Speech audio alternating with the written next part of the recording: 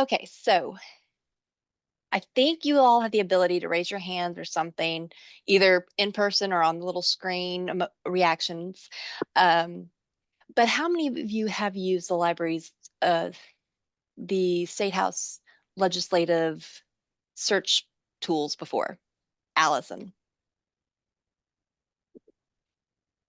This is actually very exciting. Okay, great. Jennifer. Okay, great. This is fantastic. This is so exciting. Okay, so a little bit about me real quick. I'm a librarian. I'm an academic librarian, and I've been teaching how to do these kind of things for many years. And so you're letting me just nerd out with y'all tonight. So I appreciate that. If you have any questions, please, as Vanessa said, drop them in the chat as we go. Um, this is very simply the online, it's the online website for the the state legislature. It's not always the most intuitive. So tonight we are going to go over, though, some basic background. This is not necessarily teaching you about the legislature itself, but you have to understand that to understand Allison.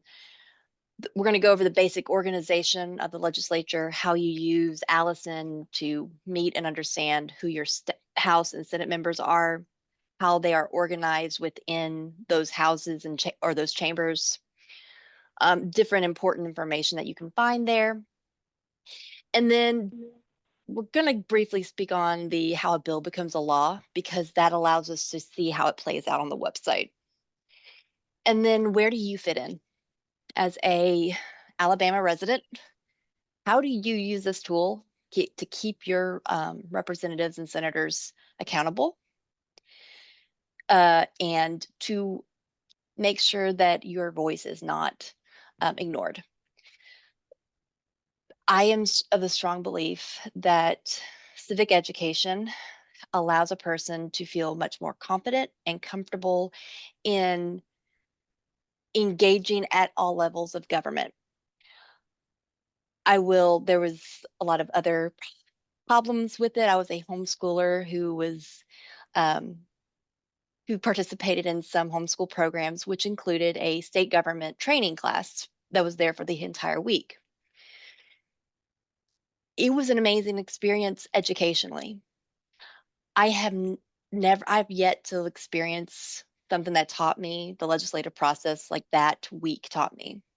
And it's why I was able to walk back last year and face the State House without feeling fear, because I had been taught it as I went. And I think there is a systematic barriers being put into place to keep people from learning about the civic workings and how our state government is run, to make people feel uncomfortable, to make people feel scared, to make people feel like there are these all-powerful people in Montgomery.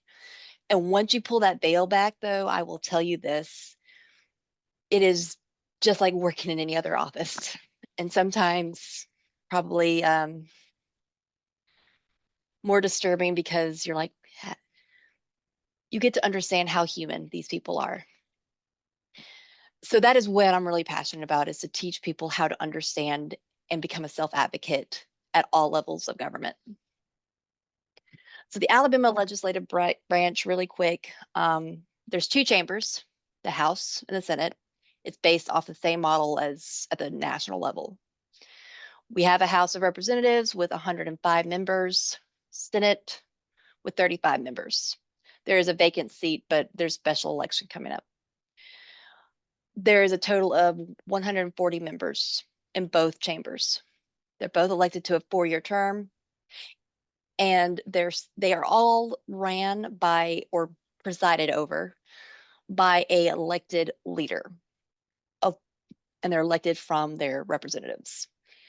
A slight difference in the Senate is that the Senate president, who is the de facto or the deciding vote, is Lieutenant Governor Will Ainsworth.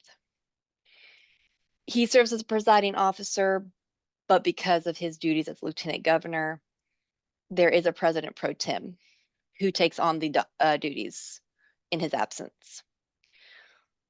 Over here on the Speaker of the House side, which is the equivalent up in the federal level, that is Mike Johnson.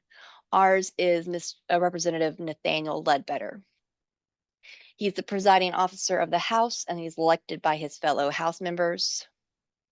Same we have over in the Senate, Senate President Pro Tem Garland Gudger. He's from up in the Coleman area. He serves, as I said, the presiding officer. They both do, and that means that they basically run the show. They create these committees that exist, and we'll talk about those in just a moment. But they decide what comes up to the floor, what is voted on. They can kill bills by just ignoring them. They can make them a hot button focus. They make things go in Montgomery. So very powerful influence they have. A big thing that they do is that they appoint members to these committees. Within the House of Representatives, there are 33 committees. There are smaller groups of the House of our House members, and they all work and create. That's where the real work is kind of done. Bills, once introduced, go to the committees first, and that's why I'm really emphasizing this.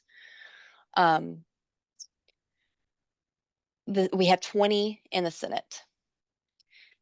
These are standing committees. There will sometimes be interim committees, but I'm just focusing on the standing committees. They have regular meetings throughout the legislative session. So what is ALISON? Why does it matter? And what are we going to talk about today? Oop. Yeah, I was done with that. Hold on. If you all use that link that Vanessa put in below, you will see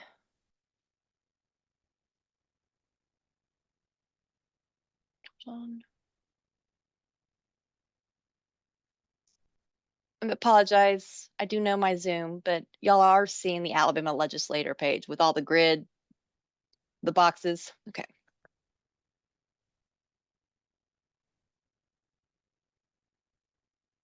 Hopefully you're still seeing them now. Yes?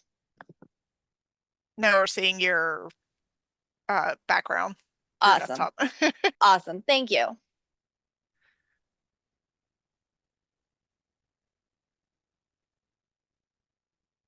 All righty. Good now? There it is. Awesome. This is ALISON. It was created and launched officially in 2016. And I used the one prior to it, and it's definitely an upgrade. There's a lot of information here. It's just a lot. Really quick, just so that you can do a quick note because it's going to be a lot of information. There is a quick search feature. It does allow you to search between bills and then the rest of the site. So currently, if you're following along with Read Freely, the Alabama Library Association, we are interested in House Bill 4, and we want to search that bill particularly. That's why it's called a quick search. You can quickly go to it. We're not going to get into the details of it right now. We'll come back to that. Alternatively, if you know that you just know your district rep's name, you can come in here and you can say, Jerry Starnes, he's mine. And you're searching the site instead. And there he is. And Mr. Representative Jerry Starnes. We'll go into these details in just a moment.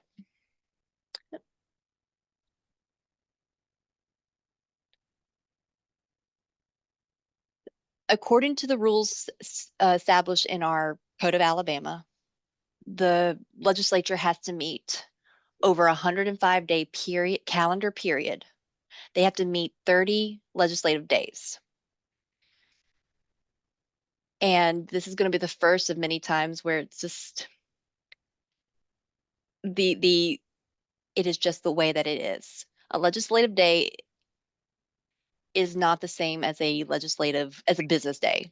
Well, it is, but a legislative week, it's confusing. Basically, legislative days, you have to get 30 in. They can just spread it out however they want. Typically, how it is broken down, and you can see it over here, the calendar, we're already on the day 9. We sine die, which means that we end the session on the 30th day. They will meet on Tuesdays, Wednesdays, and Thursdays. They work 3 days a week down in Montgomery. Across those 3 days, they will have committee meetings. They'll bring things to the floor, and they will, then schmooze and make deals in the evenings. Um, but this, when it says House convenes and Senate convenes, that's the big fancy floor activity that we all kind of know from Hollywood. The real work does go on really though in the committee, usually. Sometimes there's exceptions, sometimes there's filibusters. It does depend, but the most work on a bill does happen within a committee. This just means though House convenes, that's when everybody comes to the floor to discuss and vote. The meetings that we'll get to in just a moment are under here. So we've already kind of looked at the House and all of that wonderfulness back here. Do we have any questions so far? We have a small enough group that maybe I can take some questions.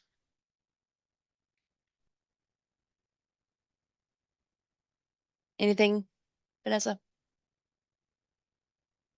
Anybody? Okay, I good. don't see any hands raised. If people want to Awesome. unmute and ask you a question, though, that's cool. Uh, you know, I'm sorry. This is really one of the first. This is our first trainings of this type. I would like to maybe take a chance to kind of see who all everybody is. You don't have to turn on your camera, but maybe just go around. We'll start with Jennifer since her hand is up. And I Hi, know Jennifer. hi, I'm sorry. I tried to raise my hand and accidentally jumped off of the Zoom. I'm a retired journalist and writing instructor, academic writing instructor at UAB and live in Gardendale and have been active in volunteer activism since 2017. My question is, and if this is not the right time to ask it, you can delay it until it is. But my question is, uh, I have spent 6 years trying to call my representative. Okay, I won't say his name. Because the representatives have no staff. The only thing you get is the recording if you're lucky, and there's never. It's always full. Okay, I don't even get a chance to leave a message. So my representative does not have a Facebook page that is a professional page. So he's essentially a ghost to me. So if there is a bill that I'm concerned about, can I call? And I'm just trying to talk to anybody. I guess I will call Ledbetter because he's the leadership. But I guess I'll call the committee sponsor or whoever the chief, a bill sponsor. But can I call the clerk of the committee to leave a message for my representative? That's my question. Because I noticed that all of the committees have clerks, and those people have emails, and those people have phone numbers. Just anyway, this man is a ghost. We might have to talk a little bit more to figure out who this ghost is offline. Okay. But you and I. But I wouldn't go with a clerk because those are usually just running like the administration of that committee, not necessarily the representative themselves. Okay. Let me, I might have some things that will answer it. So let me circle back to it. Okay. But that is a good question. Thank you.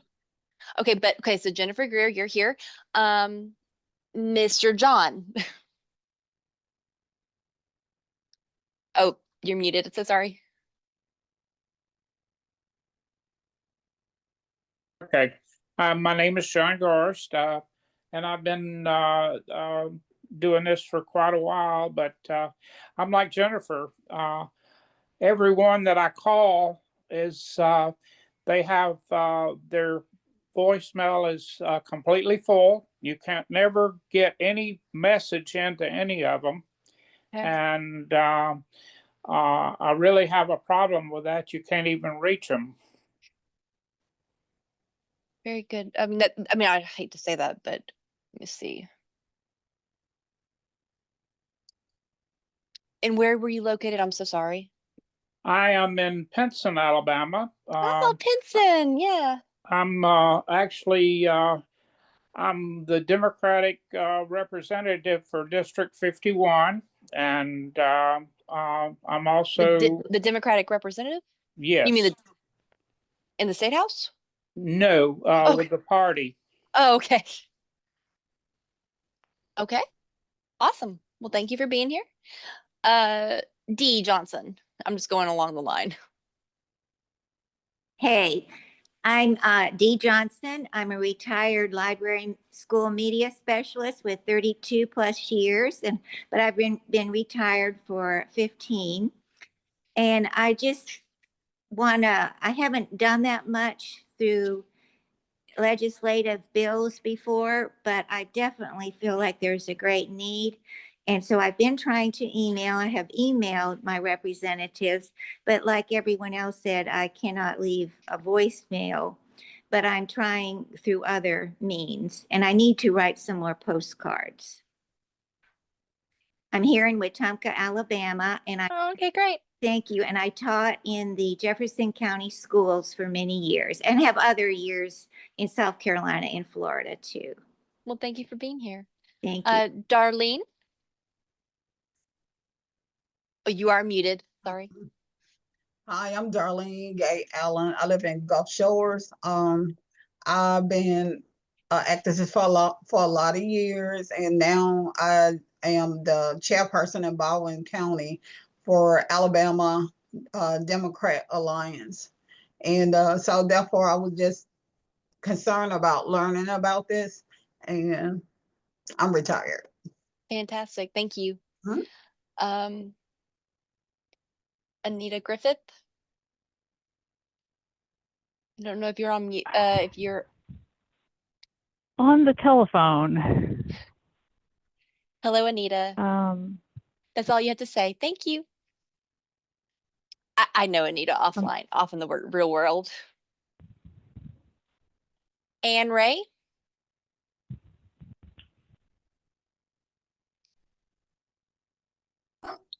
Okay. Am I unmuted? Yeah. Hello. Hello. Hello. Oh, hey, can you hear me? Yes. Okay.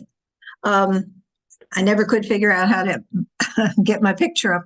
Anyway, I'm a retired school librarian and public librarian. Birmingham City Schools and Homewood Public Library, and just have been following all the things going on, have been appalled and want to help however I can. Thank you. Thank you. So glad you're doing this. Happy to do it. Denise Haskins. Hello, I'm Denise and I live in Odenville, Alabama. I'm a retired English teacher, and after retirement, I worked for 2 different nonprofit organizations. And so I've been somewhat aware of some, participation with the legislature and making contacts, and like Awesome. everybody else, I have called, emailed, and about different concerns, but especially recently the House Bill 4.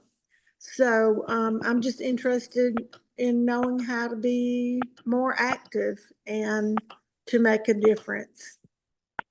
You're all doing that already. So thank you very much. Okay, let's see. I'm afraid Luciana?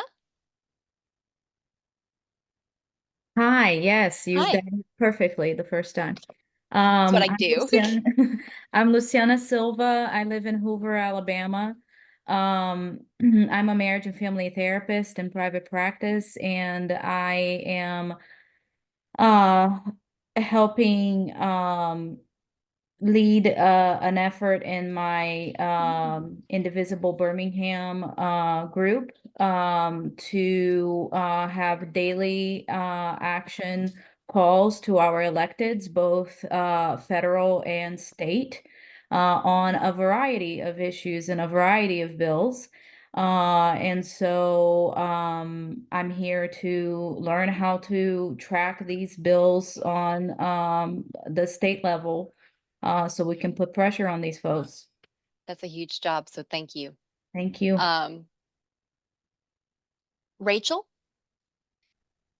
Hey, like Luciana, I'm with Birmingham Indivisible, and we're working on tracking state bills. Fantastic. Awesome. Thank you. And then I have Shelly Ann. I'm so sorry. I just put food in my mouth. Hang on. Okay. Sorry. My name is Shelly Ann Edge, and I am in Irondale, Alabama. I am a music teacher, and I serve on the Irondale Public Library Board, and I am looking for ways that I can have more of an impact. Thank you so much for coming. And there's somebody on the phone. If you're not able to log on, there's somebody. No, wait. Okay, I think never mind. I got it. So we have everybody. Sorry about that. I just like to meet with people when it's this intimate, I guess. Alrighty, so we're now ready to go back.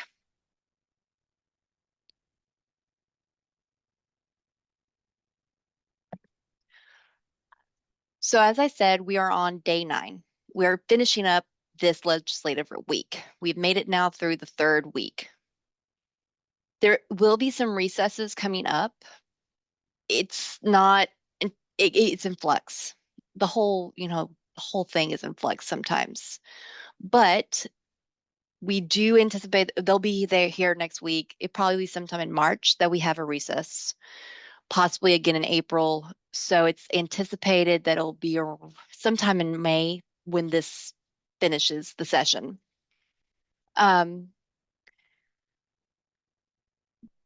As I talked about earlier, there's 33 committees in the House. There's 20 in the Senate.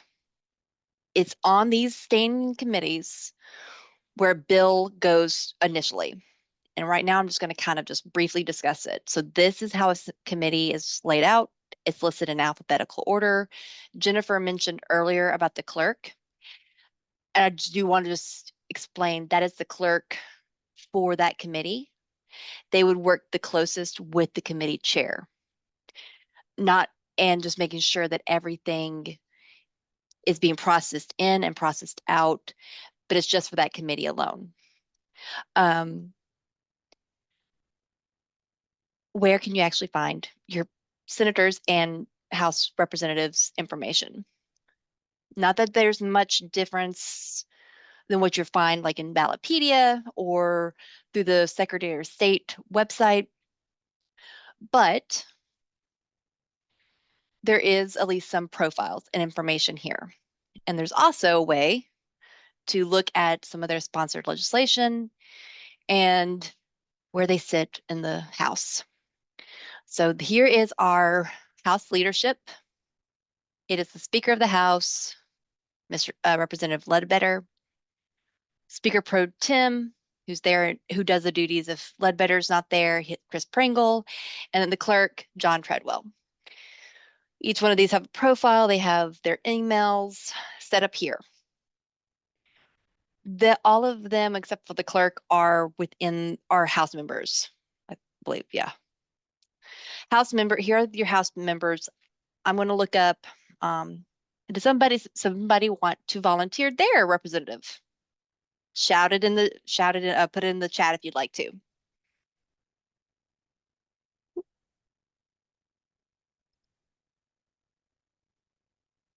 wait. All right, Susan DeBose. I don't know her that name. Anybody else know that name? This is Miss Susan DeBose. She's in House District 45. This is what the counties that she covers and her phone number. But I recommend, oh, Shelly Ann, I absolutely know who Susan DeBose is. Profile, this will give you sometimes their district number. And this is where maybe some of the options might be for you.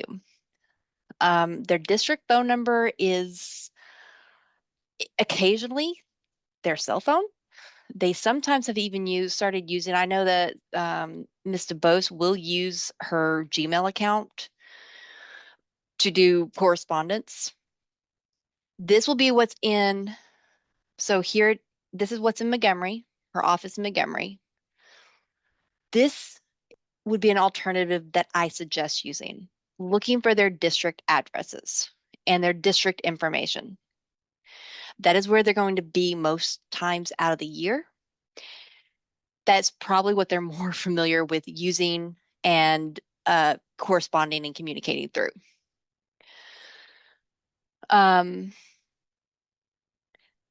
You can send emails from here as well.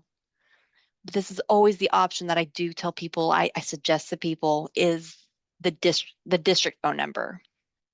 Are y'all using mainly the Montgomery phone or the district? Is anybody have a difference experience using either one?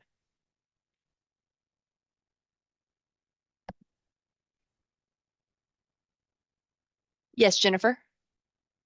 My ghost representative does not have a district phone or a Sometimes they don't.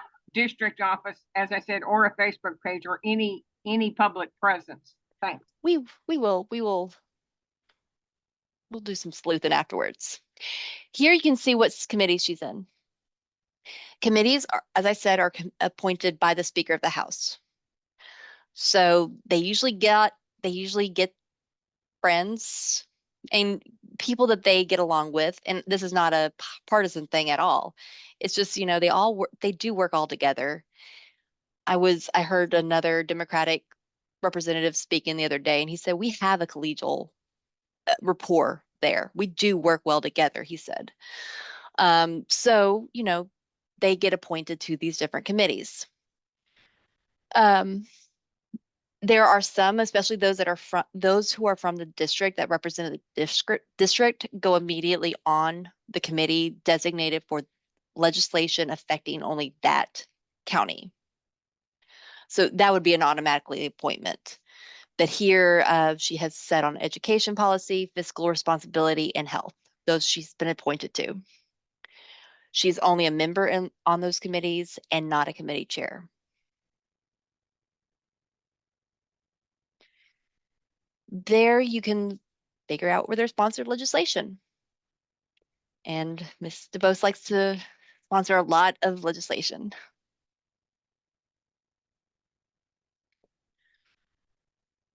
And select on one, and we will get back to go into the nitty gritty of this.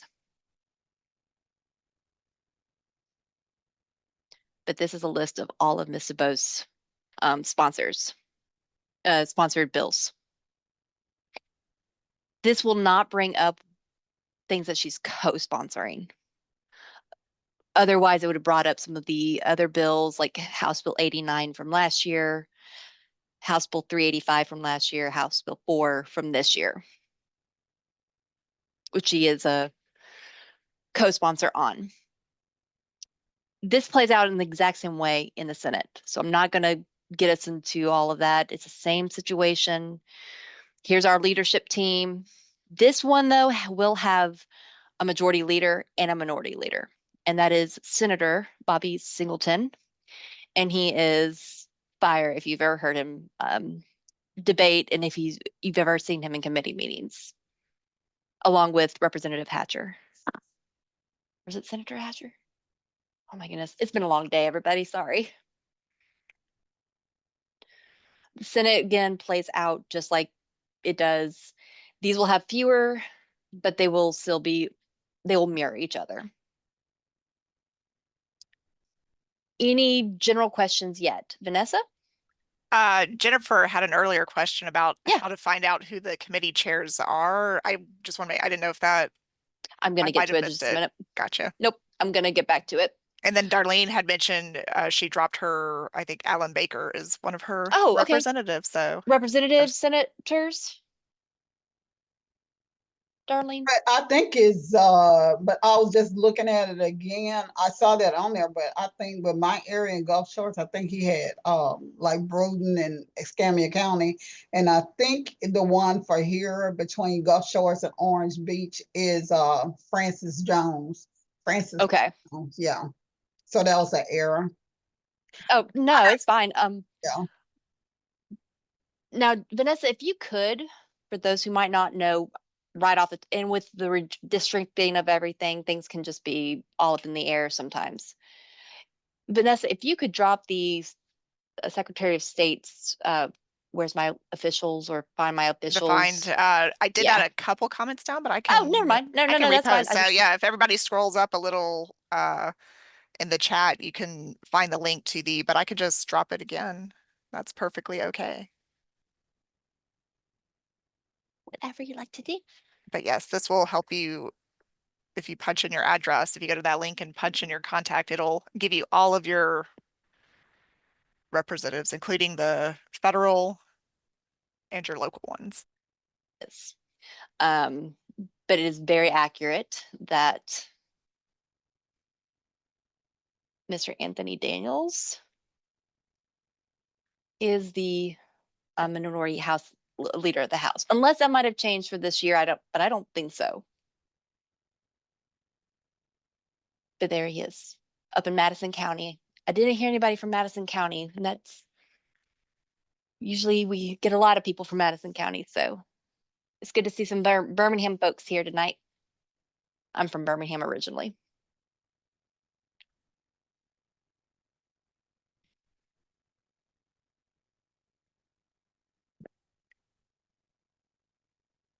I will check though, Jennifer, and just see if there has been a vote taken. There should have been. I mean, they don't include it, I guess. Maybe things have changed. I'll have to do some more research on that. And okay, so this is the contact information. And then we're going to get into now the staff and the committee aspects of things. Well, you go over here to the Senate standing committees, and we're going to look at my good old friend, Senator Chris Elliott. Senator Chris Elliott comes from down in the Baldwin County area, but Darlene, I don't think he's not your guy. The great value, Ted Cruz. I'm sorry. Sorry, y'all. He is Chris Elliott, yes. Oh, he's your senator? Yeah, District 32, yeah. Okay, there you go. And Clyde Chambliss is mine, and I will say that he did some good things with one of our library bills last year. And as a local Prattville resident who has done a lot of good and supportive work on things, here is Senator Linda Coleman Madison, ranking minority member, as well as all the other members, with Mr. Gudger, or Senator Gudger, the pro tem, serving on there too. If you have never heard Senator Kirk Hatcher, speak, or speak in any type of committee or government hearing, please do. He is inspiring just as a speaker. The chairperson decides what the committee does. They get to decide what bills they get to take on and not, if they've been assigned there. And that is a great time for us to stop and think about how a bill becomes a law. Now, I came up here and I'm going to just say it. I'm just a bill on Capitol Hill. How many people remember that? I'm going to pull back over my agenda here. So how does a bill become a law? You all should be able to see, or will be about to see my screen here. Agenda, you can see that? Vanessa? Yes. Perfect. But how does a bill become a law? I downloaded a fancy thing real quick. Hold on.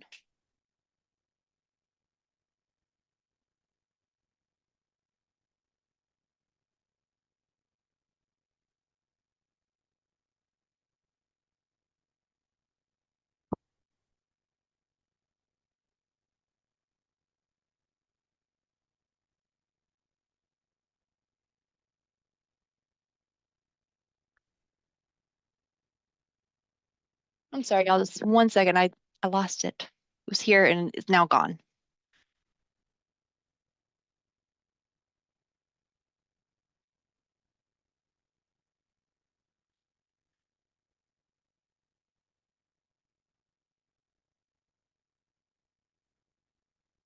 Just imagine this would be much prettier and much more colorful.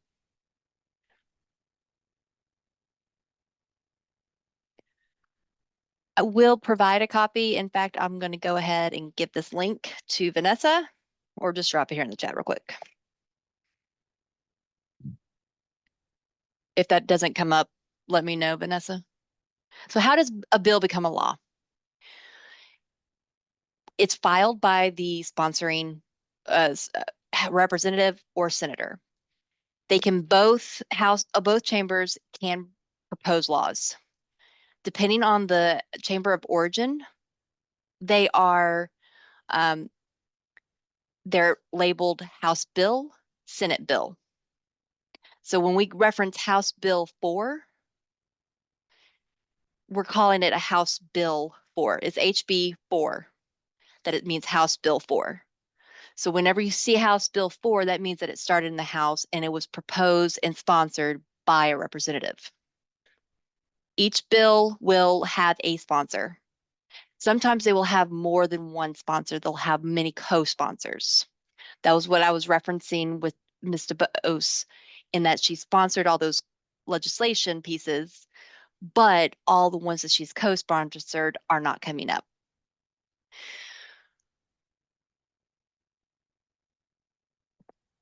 Okay. So once it's drafted, let me see if it's coming up. On my screen, you're able to see how a bill becomes a law flowchart, right? Yes, Vanessa? it's in Okay, your perfect. Acrobat, it looks like. So, Yes, but yeah, perfect. Just imagine that it was prettier. So it's drafted, it's then filed within whichever chamber the sponsor is located. Representative Mooney presented a version of the current House Bill 4 last year. It was revised and then resubmitted back in July. It was pre-filed. It went ahead and was tagged then within the House. They did some processing and they were able to then assign it to what's called the Judiciary Committee. That's where it all starts. They're read, meaning read by the Speaker of the House, who then assigns it to one of these committees. Those then committees are working on it. Don't really look at the committee thing. Just consider them all in one. So the members meet in those scheduled meetings on Tuesday, Wednesday, or Thursday. Sometimes they're called at the very last minute, but they'll all come together and they will work on it. They'll also work behind the scenes together and with advocates, lobbyists, as well as, the public and special interest groups and organizations as well as their local officials. And now this is what I'm going to come back to. So please mark that down about local officials. It'll come to a committee meeting and they'll decide we're going to discuss that today. They discuss it. They either decide to revise it, amend it, and amend it. They decide to vote on it as is. They decide to reject it as it is. They can choose from a lot of things. It then goes to a rules committee. And that basically decides, do we pass it out and we get it ready to go to the floor of the House? Do we get it ready to go to the floor? Once it passes the rules committee, it goes to the full House. All that drama that we usually consider, that's where it happens. Sometimes amendments can be brought from the floor. They can be made and accepted and voted on by the entire House, by the entire 105 House members. If they can reject it, they can amend it and vote on it, or they can vote on it as is. Once it passes a House, let's say House Bill 4 passes this process. Sometimes people ask us, is it now law? It is not yet law yet. It is now going over to our Senate. It gets introduced and assigned in the same way to a committee there. It follows the same process, same exact process. If there are amendments made within the Senate,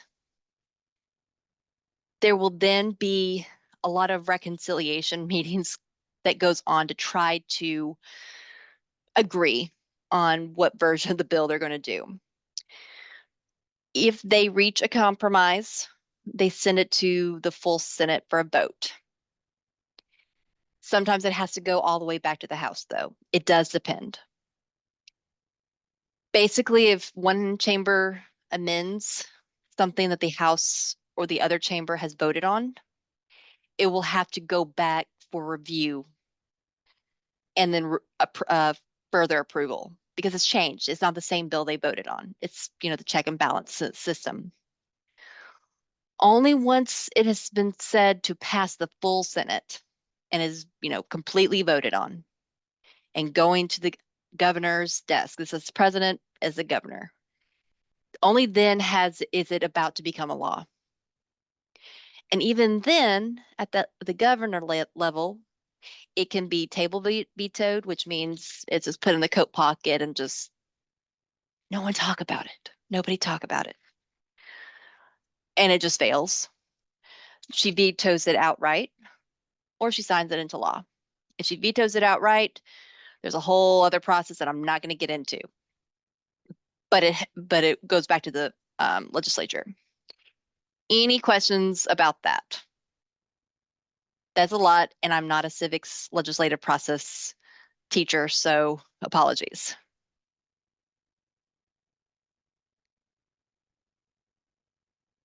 Clear as mud. Awesome. Thank you.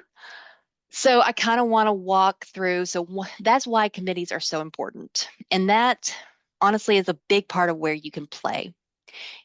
Especially if you've been tracking any type of legislation that you have an interest in, as soon as you see that it's been pre-filed, and news media will cover what our Alabama representatives and senators are pre-filing.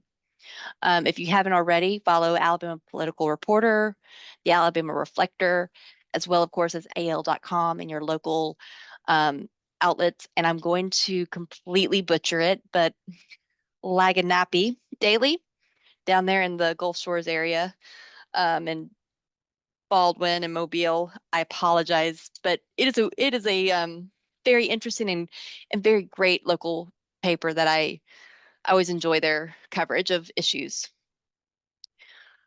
So you'll know. So this is where we're going to get into the bills. Everybody need a break or anything? Everybody good?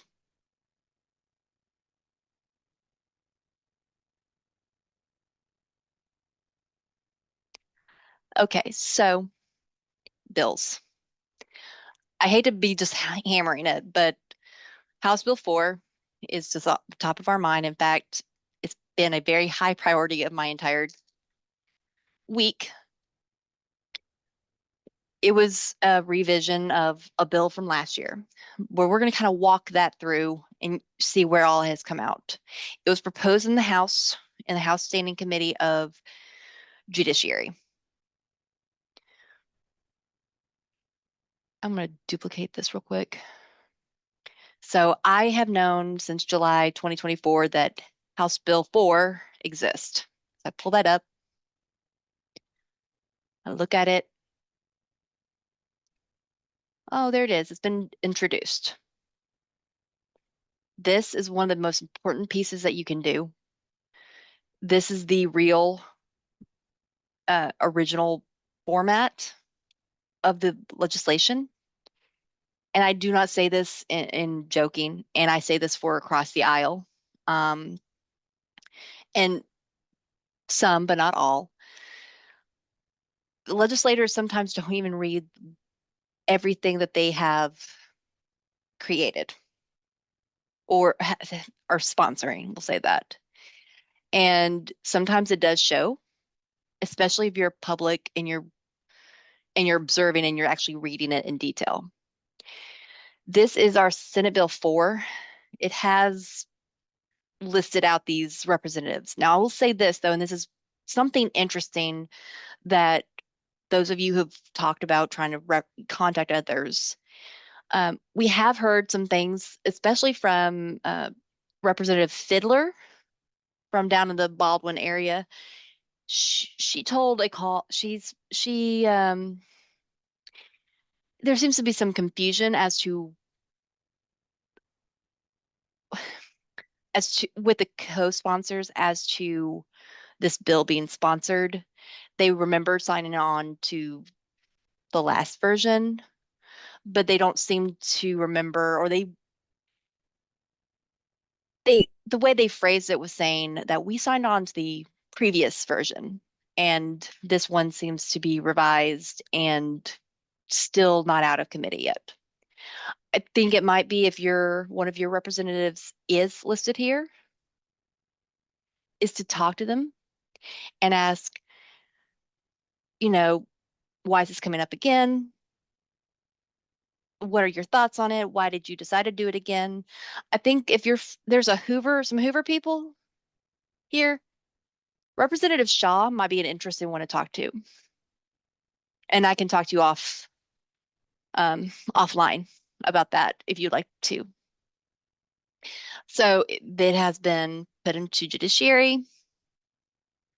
Woohoo! So what is judiciary?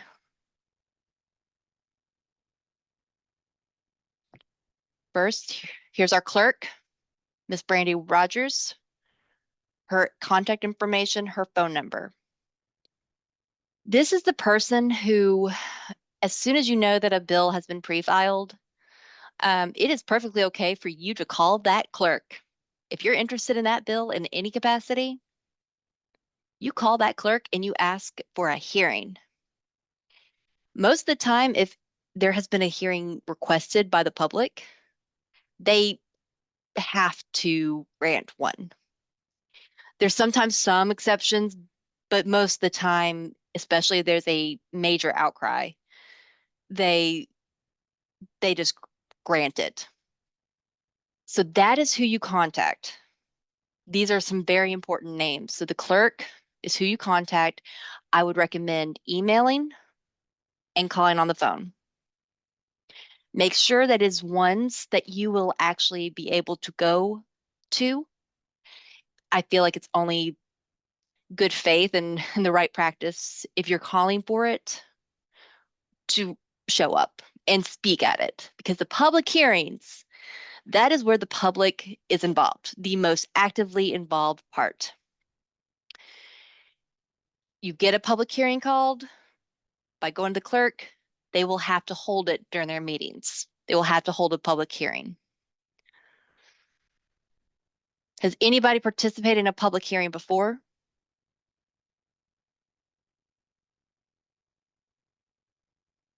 Oops, sorry. Just drop it in the chat. I'd love to come back to it. Because I hadn't until last year. And after your fourth or fifth one, it gets like old hat. You're just like, I got this. You're not as intimidated. It's intimidating at first, but then you're realizing that you're talking to the man behind the curtain, like in The Wizard of Oz, and that you are just sometimes you're more informed about the issue than those who are voting on it.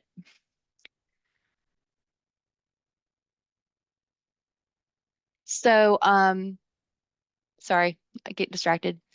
The next step after, if House Bill 4, it goes to the judiciary. This is our chair, Mr. Representative Jim Hill. The judiciary, sometimes these representatives and senators will be appointed to these committees because of their expertise, their background, their education. Judiciary will be more heavily filled with lawyers and those with legal education backgrounds, because these are dealing with laws and usually code changes of Alabama or amending sections of the code. And since House Bill 4 does amend the Anti-Obscenity Act, it is only right that this judiciary committee reviews and reflects on it. The chair on any committee can look at the stack that has been assigned to them, and they can decide what they're going to bring to the calendar, meaning what they're going to actually work on. They can bring it to the calendar and then not discuss it for a few weeks. They can't, so they hold a lot of kind of power. Amongst all of them, they are, working on amendments, they're working on stuff. This is why, if y'all are not getting calls or feedback from your representatives, or you've already done it, start calling these people too. You can print out lists. No, that's just the list that you can get. You can download it. I don't think it does anything beyond, maybe it does. Sorry, my computer's frozen now. I'll delve into it. I think you can download their contact information. If you click on it, you then get sent back to their profile and you can contact them there. To know when when a committee is meeting, do it over here on the meetings tab. You'll see all the ones coming up. We've already finished with this week, so they already have what's coming up for next. You could look at what from the House and the Senate side, or you can search within it. So let's say judiciary. Ah, there we go. There's 2 meetings. Well, that's because there's a judiciary Senate. So let's look and see what's on the docket for Wednesday, 26. All right. If y'all saw what I did or didn't do, I searched the table. There we go. Right here it says this is a standing meeting. It's in room 200. That'll be the second floor of the State House at 1:30 next Wednesday. A public hearing has been called. You can just show up even if you haven't called it. You can just show up. Come by AUM, where I work, and we'll go to lunch. Here's all the bills for that day that they're covering. That's a lot, a lot. They'll discuss, they'll go through, and they'll vote, and then do all their business. These 3, they have to hold a public hearing on and allow people to come up and speak for a set period of time. It can range from anywhere from 1 to 3 minutes. I want to emphasize, I can't emphasize this enough. People do not speak at these public hearings for a lot of reasons. But the one that I really hope that people understand is that you're not getting up there to convince them with your oratory skills or your argumentative skills or your persuasiveness. You're getting up there as a reflection of so many things. You can come from the community that's affected and you put a human face to who the bill is going to affect, either positive or negative. You can speak to the experience of it, or you can speak with emotion and be like, and your support or opposition, and showing them that the public themselves, the voters, have cared enough to show up in Montgomery and go from anywhere from, talking to them pleasantly or screaming in their faces. I've seen it all. And that's why Read Freely and the Alabama Library Association are happy to work with anybody who wants to do public hearings or speak at public hearings. We are happy to work with you on talking points, but and speaking, but you have to understand that this is not a time to, you're not being a lawyer in court. You speak as a person, you speak as yourself. And if what matters to you, say it and tell them. And I think one of the best speeches I gave last year, and I'm not a good speaker, was the one where I got up and just spoke with emotion and passion. And that is what they need to see sometimes. So that's how you know that there's a public hearing. If you click on this location, it brings up the live stream. Yes, there is live stream there. This hasn't started yet. There are places in the building, and I'll give them a pass on this because the building is so old, but there are places in the building that don't have the capacity to live stream, but they do try to do the major, like most of the spaces. So just to see what all meetings are taking place that day, go over here to meetings. Yay. Any questions so far?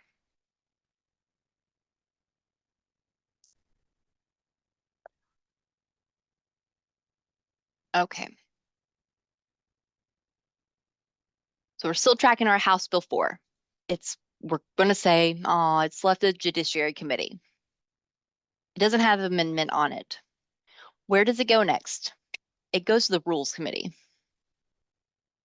That's another standing committee. I'm not going to belabor that, but it's there. They decide, okay, this is going to go on the calendar. And I want you all to take a note right now. Just because something has gone on the calendar for the House, does not mean it's coming up like the next day for a vote. That doesn't mean that.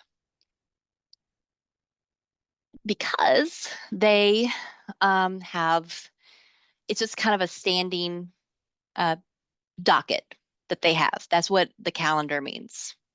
They place it there, meaning it's ready to go if and when the speaker wants to break it. Remember what I said about how the speaker can choose what to pull from that calendar. What he does is he pulls each day he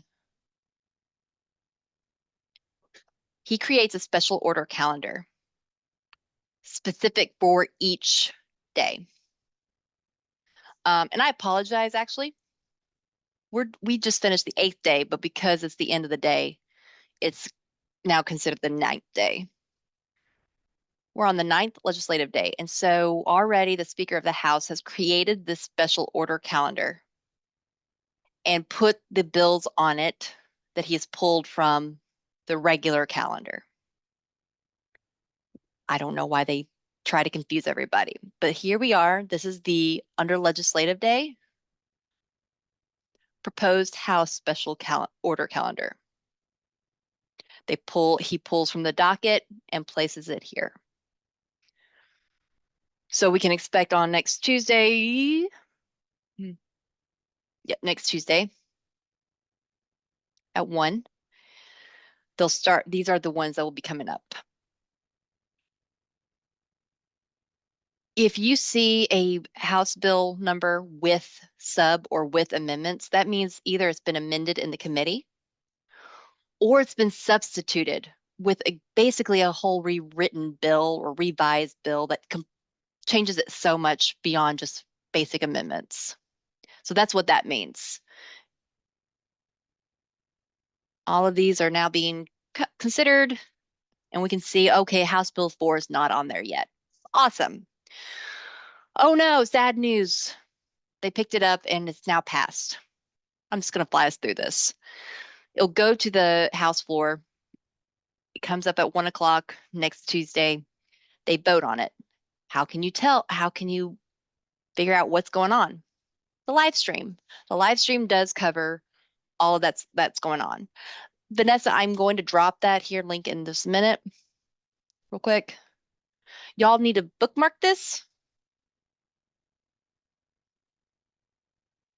If you're wanting to track it, especially as you're not, most of you are from out of the area. I'm just right down the road.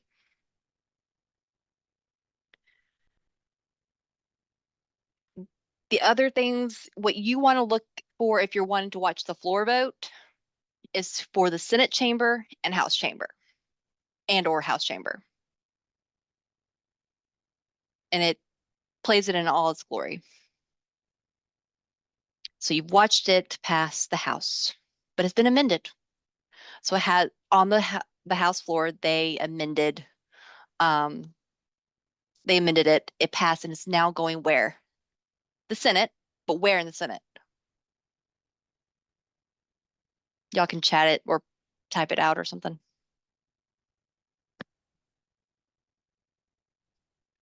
And just remember, I teach 18-year-olds. I'm sorry if I'm very pedantic sometimes.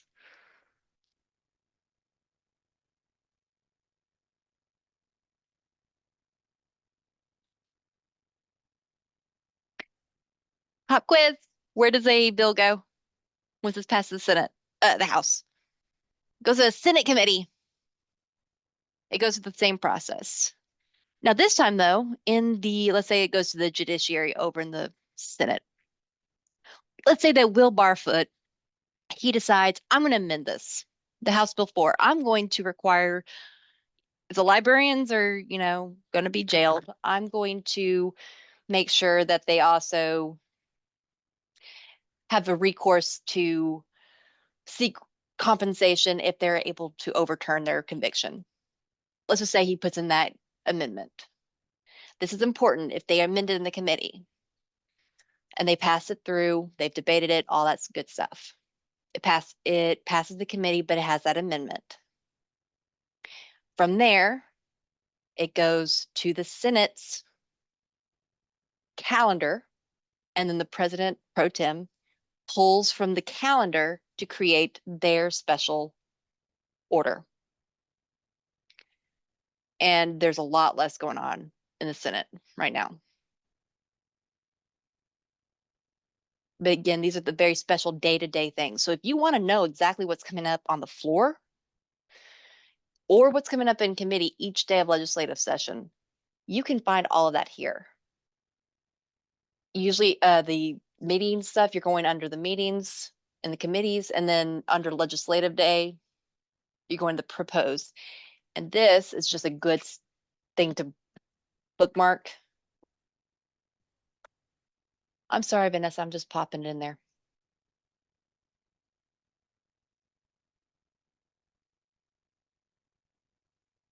Okay.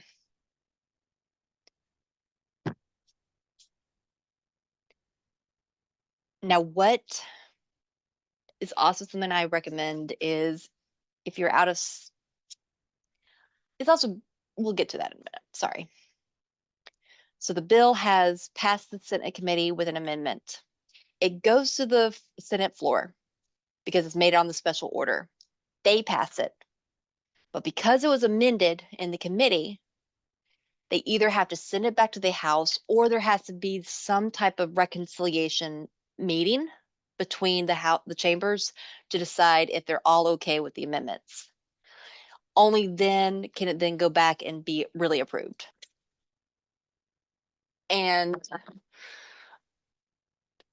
so that takes a lot of time. Once it's finalized by the Senate or whichever House needs to vote on it, or whichever chamber needs to vote on it, it will then be prepared to go to the governor.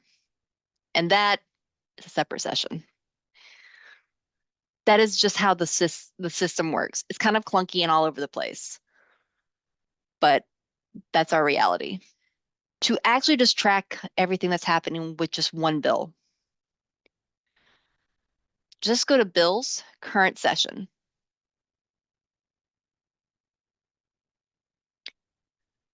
This is a full list. I think there's, yeah, there's up to 518 pages of House bills. I think we were over 400 last time I checked. I'm going to use House Bill 4 again. Oh, there we go. So this breaks it down here. You can download it into a Excel file or CSV file to kind of get things visually lined up.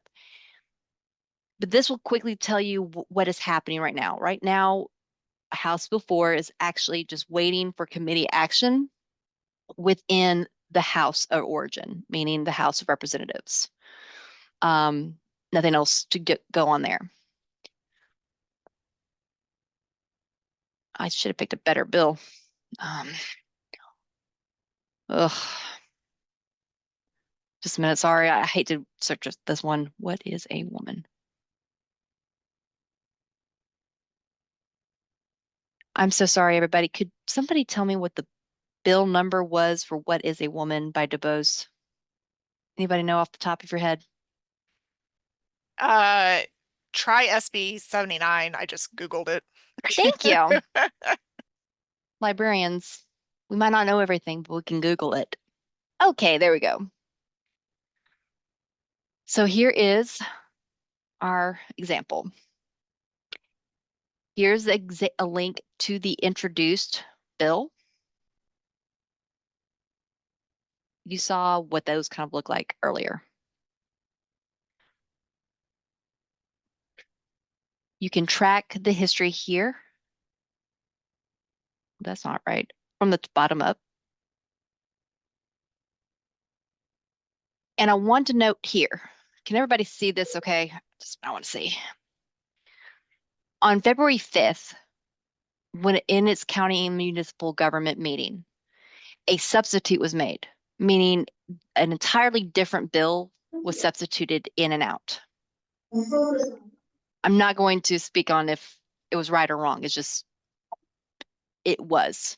So what existed after this committee meeting is a little bit different than what was proposed. So it goes out of the committee, it's ready to go to the House floor. And this is just now a detailed example of what happened to get it past the House. Senate, sorry, Senate. They offered the substitute, that was accepted. It passed as amended from the Senate, and then it was engrossed. When it's engrossed, then it's sent over to the House. And if you find it interesting, look at the House committee that it was put into, the House Committee on Health, on which Susan DuBose, one of the co-sponsors, sits.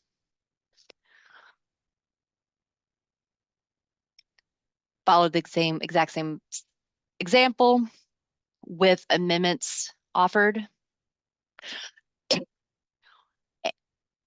This is Neil Rafferty, Representative Neil Rafferty. He moved to amend it, and Susan DuBose moved to table it, meaning just let's not vote on it. It doesn't look like that worked, but there's all the history of who all voted it, and there is, you know, the way to track it.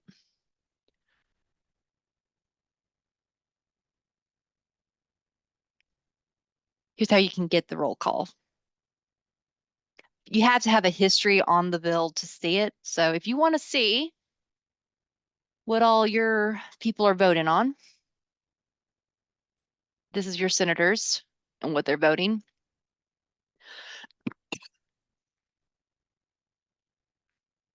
So these are all the voters' votes in the Senate on the What is a Woman vote.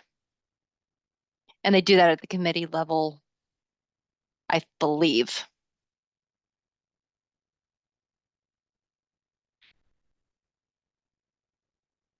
It passed It was enrolled, delivered to a governor, and then the signature was made, and now it's enacted. And that's how a bill becomes a law, I guess. But that's how you can track the history on it. And there's a whole story that's made here. You can just delve into it. And now this act number, that means that, now that it's enacted, it is official part of our code. So that's what it looks like officially.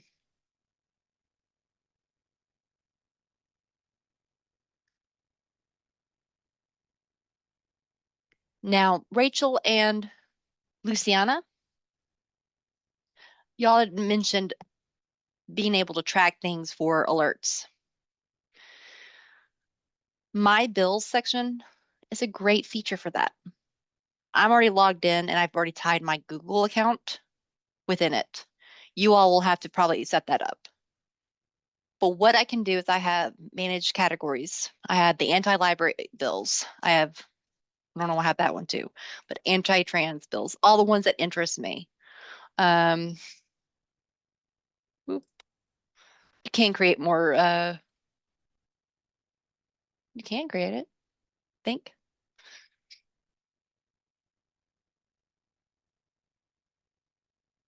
Won't work right now, but let's say that we go in here and I say firearms.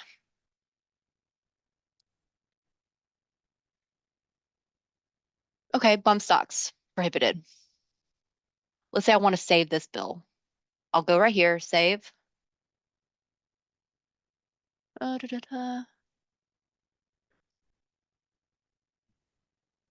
we go.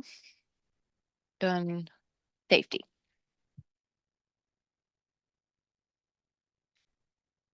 Now I'll be over here in my bills.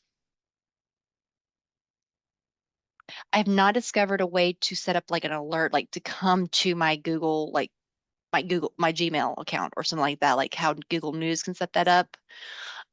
Because by the time that the news is reporting on it, it is a little bit too late for action. So a lot of it is just monitoring it every single day. I mean, I hate that, but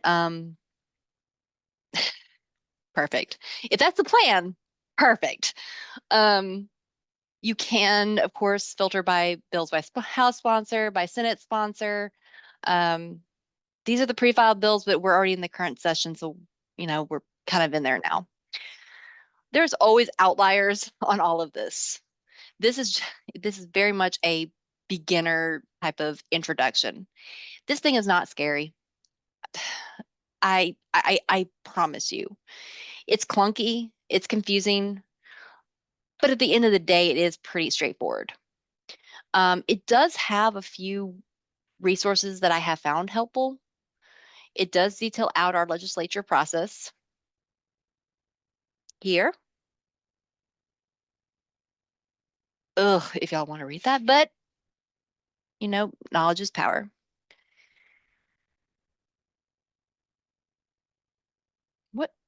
Okay, there we go.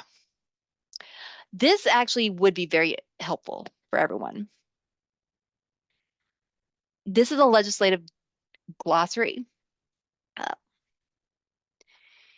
It's all the jargony terms that they throw around and they never explain, and just expect people to understand it. So they do provide some resources for it. And as I'm sorry for just popping into in here, but these are things that I'm like, I think y'all need this now. It's at least what is used here in Alabama, and you can speak the same language as these people. If you want to go and have fun with the Legislative Services Agency, I had to work with all that mess last spring with the Alabama Public Library, the state library board's code changes. I'm not going to destroy y'all's soul with delving into that. Not going to do it. It is an important aspect of it,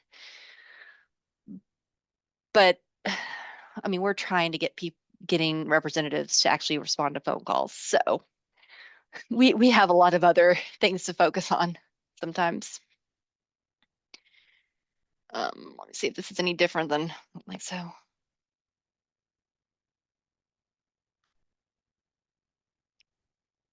Where did it go now?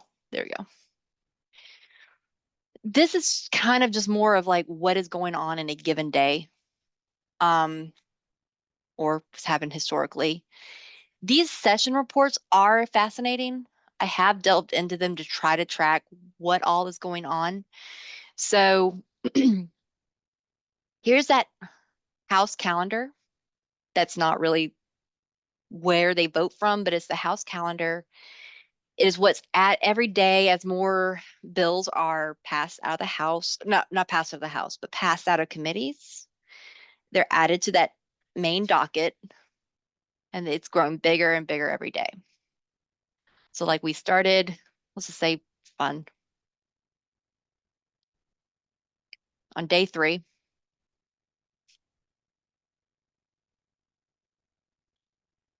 we had this many bills ready to go to the floor. Okay. I don't even know how many that is. We'll say it's 25. Now we're on the 9th day.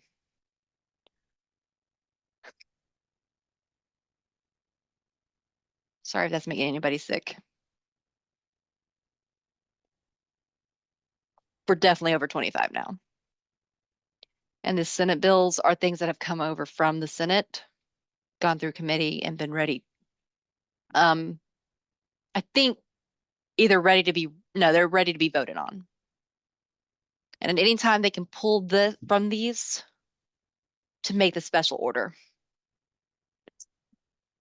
In which that is what they actually work off of each day. So Rachel and Luciana, you're going to want to look at 2 places, definitely at like almost every day. You're going to need to look around early morning for the special order each legislative day during the week. As well, of course, you'll need to check the committee meetings for all their dockets, either the Sunday or Monday, because they'll start up on Tuesday. I'm sorry.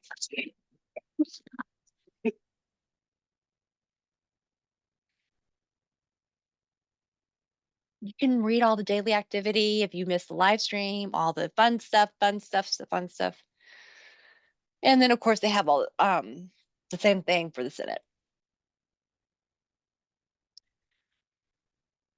I'm going to stop there because I could go on because there is so much information here. It's Jennifer piecing it all does have together. Yeah, Jennifer I saw has a that. question in the chat. What is the quickest way to check to see it? Good question. You absolutely will get a training of the session, and I want people to use it. I'm going to upload it to our YouTube page and even make it public. I don't know if people will be able to follow it watching a video, but at least they will know there's an organization out there who tries to understand and teach about it, and maybe a little bit of it will come through. But that's a great question, Jennifer. I'm going to be honest, I don't know. And that is a question I'll find out. How? Let me see. I'll say I don't think there's a quick way to find that out. I think it's very rare to have a co-sponsor be removed or remove themselves. For optics, like, well, didn't you know what you're signing on for? That kind of thing. That's why it would be very interesting to ask the House bill for sponsors or co-sponsors. Had they reviewed that bill before it was pre-filed? Did they have any say in it? Did they know they were co-sponsors of this particular bill? Because a lot has changed in the past year, and I think they've seen what what the intentions for Alabama libraries are from these extremist fringe groups. There is a growing sentiment that we are gathering and getting information on that it is a controversial concept. And